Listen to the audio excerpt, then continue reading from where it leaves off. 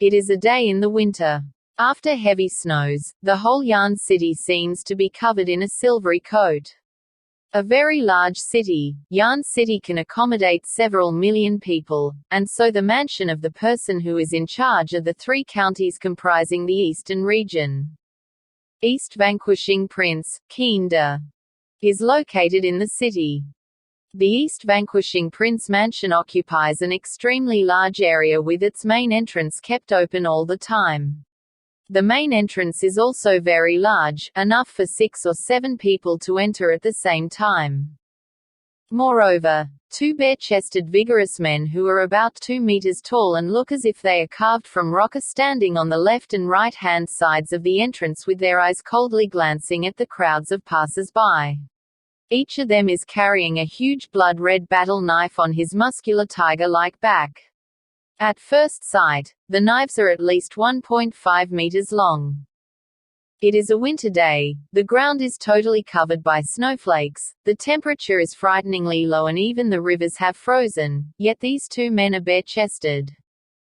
Nevertheless, this is not the most shocking thing. What is even more frightening is that there is a ferocious tiger standing beside each of them.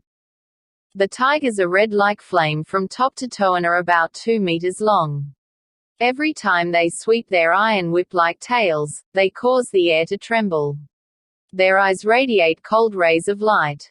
These tigers are called fierce tigers. Suddenly, 2 men walk out from the East Vanquishing Prince mansion. They are also bare-chested and leading a fierce tiger each. They have come to change shifts with the other 2. Outside of the mansion, people all wittingly bypass it whether they are members of powerful families, aristocrats or commoners in Yan City. In a secluded courtyard in the East Vanquishing Prince mansion, a middle-aged man dressed in green is sitting on a stone bench. A lovely boy is sitting on his legs. 12 people are standing in front of him. These 12 people are either old men or beautiful women or young men, but they have one thing in common. They are all dressed in purple.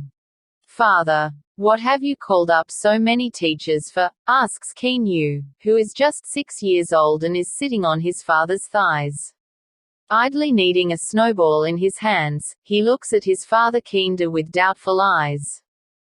Xingyun caresses Xingyun's head lovingly, then looks up and turns to the 12 people. He suddenly says, "You have taught Yua for some time. All right. Don't be hesitant. Let me know if you have any judgments." The 12 people look at each other. Then a white-bearded man takes a step forward. "Your Highness," says he, having observed Third Prince from every aspect, we see that Third Prince has some interest in unconventional skills, but has absolutely no interest in such matters as the way of ruling. According to our judgments, it is impossible for Third Prince to become a perfect ruler. It seems a bit subjective for them to make such an assertion after having stayed in contact with the boy for only several days, but Xingyun has no doubts nonetheless. He gives a deep sigh, looks at unwitting Xingyun and says with a forced smile, "I see. Yua is like his mother. He has no interest in worldly power. But in terms of practicing martial arts he is." Saying up to here, Xingyun suddenly stops. He then waves his hand and says, "This period of time must have been troublesome for you. You all can now leave the mansion. Your Highness, we take our leave." The 12 people bow in unison, then leave the secluded little courtyard in turn. Now there are only Xingyun and his son Xingyun in the courtyard. Xingyun remains silent. After a while, he looks at Xingyun with meaningful eyes. Anyway, 6-year-old Xingyun is still unable to understand the meaning of this. "What's the matter with father? Why isn't he talking?" wonders he. But he is very clever, so he does not disturb his father. Having been without his mother since he was very little, in his heart father is the most important person in addition to his 2 older brothers. After some time, Xingyun is still sitting. Xingyun has been sitting quietly on his father's thighs all along. Suddenly a cry of a crane rises. A white Xi'an crane is flying towards them. On the Xi'an crane is sitting a handsome middle-aged man with an elegant, lofty demeanor. The Xi'an crane takes only a short while to arrive at the courtyard. As soon as he sees this middle-aged man, Xingyun stands up and asks hurriedly, "Brother Feng, there's something wrong about you as Dantian. I wonder if you can think of." Seeing Xingyun like that, Fenguzi naturally knows what is wrong with his good friend. He only sighs and says, "As I said earlier, there's absolutely no hope of success for you in practicing martial arts, Your Highness. His very strange Dantian can't accumulate internal energy, so of course he can't practice martial arts. This kind of Dantian is innate and there's not even a chance of finding it in millions upon millions of people. So I have no solution either." Hearing this outcome, Xingyun slowly sits down and contemplates for a long time. "Father, what is internal energy? Why can't my Dantian accumulate internal energy? Just now those teachers also talked about a ruler or something. What did they mean?" asks 6-year-old, wide-eyed Xingyun doubtfully. He remembers what was said not long ago clearly. Xingyun smiles bitterly inside, but he still soothes Xingyun. Don't ask too much. You dislike studying this and that, and want to go to Misty Villa, don't you?" Xingyun's eyes immediately shine with excitement, looking like bright stars in the night sky. He says, "So I don't have to study those boring books anymore. Misty Villa. I love the hot spring, love looking up at the stars, and love watching the sun rise." Xingyun smiles. All right, if you like, I'm going to give you Misty Villa. There are also 1,000 crack soldiers who will be yours to command. If you want something, just tell your father directly." "Aha! This is awesome. Wow. Misty Villa is mine now. I'll be able to soak in the hot spring every day. It's going to feel very good," says Xingyun. His cheeks are red with excitement. The smile on Xingyun's face is totally forced, but Xingyun still does not notice anything unusual. "It's good that you like it. You should get some sleep first. Whenever you want to go to Misty Villa, you only need to tell your grandpa Lian," smiles Xingyun while tapping Xingyun on the head. "Goodbye father. Goodbye Uncle Feng." Xingyun waves his hands then goes to his room. Xingyun smiles and watches Xingyun enter the room. His face then suddenly hardens. With a shake of his body, he seems to turn into a wisp of green smoke and disappears from the courtyard. Fenguzi also disappears after him gracefully like a floating cotton fiber. In a secret room of the princely mansion, there are 3 people at the moment. Xingyun, Fenguzi and a scholar who is dressed in black and holding a folding fan. "Your Highness, you have really made the decision." The black-dressed scholar looks at Xingyun and asks him doubtfully. Xingyun nods. "Since Yue can't become a leader or an expert of the Xiantian level, it is better if he doesn't take part in this. That strange Dantian of his, alas, perhaps the only thing I can give him is 10-odd years of happiness and quietude. When the time comes for us to put my plan into action, Yue won't be able to have a peaceful day either." Fenguzi thinks for a while then decides to speak out. "Your Highness, must this plan of yours be executed? You should know what consequences that plan will bring about once it's carried out, should you not?" asks Fenguzi once again. Xingyun's face hardens immediately. His eyes flash with cold lights.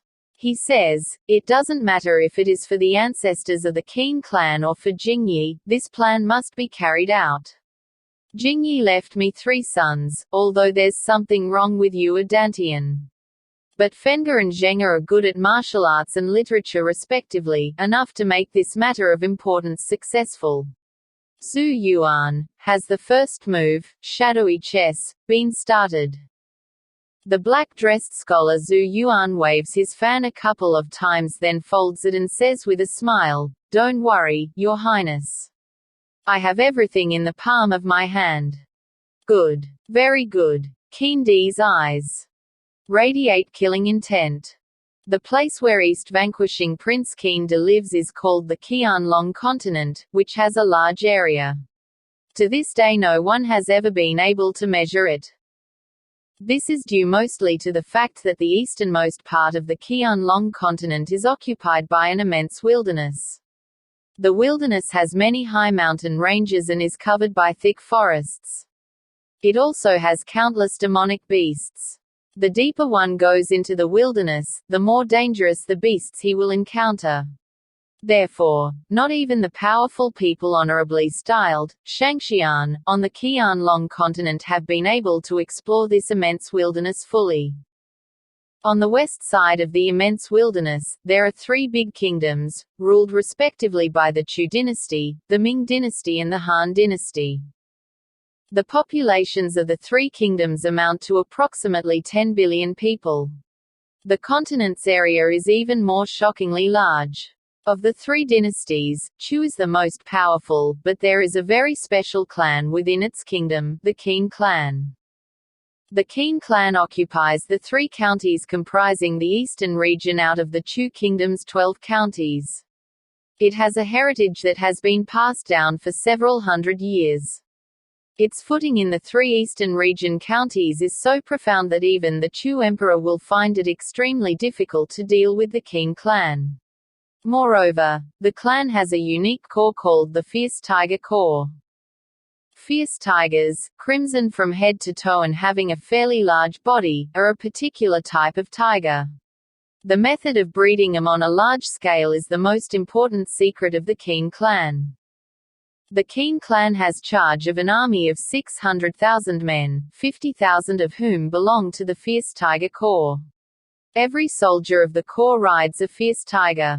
Having astonishingly strong attacks itself, coupled with the mounted soldier, the tiger becomes even more difficult to defeat. The roars of the 50,000 fierce tigers alone can cause a lot of damage to the enemy's morale. The 50,000 fierce tiger soldiers can easily annihilate a large army of over 100,000 ordinary cavalrymen. The power of martial arts is of paramount importance on the Qianlong continent. Each of the three big kingdoms here has at least one Xiaoxianist who serves as a national guardian. In the eyes of commoners, Xiaoxianists are godlike. Once their flying swords are drawn, they can behead a person from hundreds or thousands of li away. Using their swords, they can fly up to the 9th level of the sky. Are such feats not what only immortal beings are capable of? Misty Villa is built on Mount Donghua. The mountain is 3,000 meters high and therefore can be considered a high mountain. 2 years has passed. Xingyun is now an 8-year-old boy. He has grown taller quite a bit. His eyes occasionally radiate wisdom, but deep in the eyes there is a hint of sadness. At this moment Xingyun is walking on a mountain road alone with a black young eagle standing on his shoulder. Hey, it's been 2 years. My father has only visited me once in 2 whole years. Xingyun nips his lips, then talks to the young eagle on his shoulder. He found this young eagle 1 year ago while going about on Mount Donghua and conveniently brought it along. Having the eagle as a friend, he has not been very lonesome. His father was his everyday friend before he turned 6. But it has been 2 whole years since then and he has only seen his father once. The black eagle flaps its wings and gently caresses Xingyun's childish face, making him laugh immediately. After walking for a while, he suddenly sees a pregnant woman ahead of him who is arduously carrying firewood. He promptly turns to the eagle and says, Hey, let's help this auntie, okay? Hey flaps its wings at once and shakes a couple of times on Xingyun's shoulder. Without delay Xingyun runs very fast to the woman while laughing. Auntie, allow me to carry the firewood for you, Xingyun says to the woman. Hearing that, she puts down a bundle of firewood and wipes the sweats on her face. When she sees that Xingyun is only a boy, she says laughingly, Thank you, little kid. Your auntie here can carry it by herself. It's still about 1 li from her and puts it on his back. A bundle of firewood is nothing to an ordinary people, but to an 8-year-old boy it is very heavy. However, because Xingyun often soaks himself in the hot spring in Misty Villa, his body is much stronger than that of a normal 8-year-old child, and he is actually able to carry it on his back. "Auntie, you see, aren't I carrying it, Humph? You still call me a little kid," says Xingyun proudly. His childish little face is covered in dust at the moment, looking very dirty. The woman is amazed briefly. She soon says with a smile, "Your strength is really not bad. But there's a li to go. I'm sure you can't go on till the end, kid. You'd better let Auntie carry it." "Who says I can't go on till the end?" Seeing the woman reach out her hand, Xingyun hurriedly starts to run forward. Then he turns his head around and says, "Auntie, I've run about this Mount Donghua many times. I know there's a hamlet just over a li from here. It must be your hamlet. Let's go. Hurry up. Ha. You're not as fast as me." The pregnant woman smiles broadly. This kid, what family is he from having a son like this? His parents must be very happy.